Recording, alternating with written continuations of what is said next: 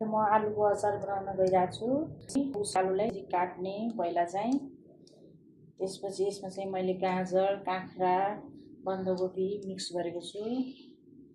म यसरी यो आलु काट्दैछु। यसको चाहिँ मसला मैले यहाँ रेडी बनाएँ। यतातिर आलु, यो हरियो खुर्सानी, लसुन, अदुवा थोरै काटेर, त्यसपछि यहाँ मैले चाहिँ कराही बसाइसकेँ।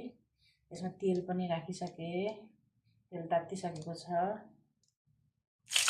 मसलाहरूमा चाहिँ पहिला थोरै अलिकति स्वादको लागि टिमुर राखेँ, अनि त्यसपछि थोरै बेसार पनि राख्नुपर्छ,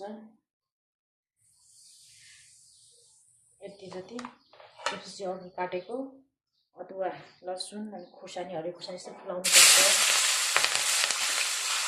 अब यसलाई चाहिँ चलाउनु पऱ्यो।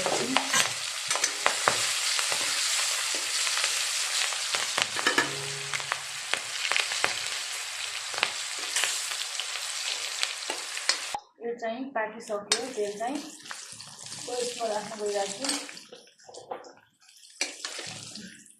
अचारमा यसमा यसरी चाहिँ झाउँ गरेर यसरी राख्नुपर्छ।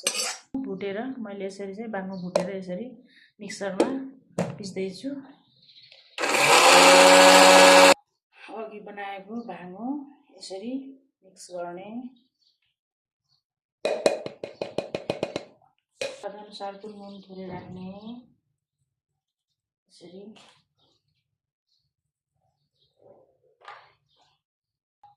सुप चाहिँ यसरी चाहिने जति यसरी राख्नु होला। अब यसलाई चाहिँ यसरी मोल्ने, बिस्तारै नपकिने गरेर।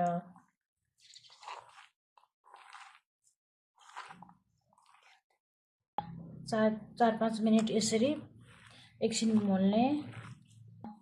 टेस्ट चाहिँ यसको एकदम मिठो आउँछ। फाइनली यो रेडी भइसकेको छ। अब यो खानको लागि रेडी भइसक्यो।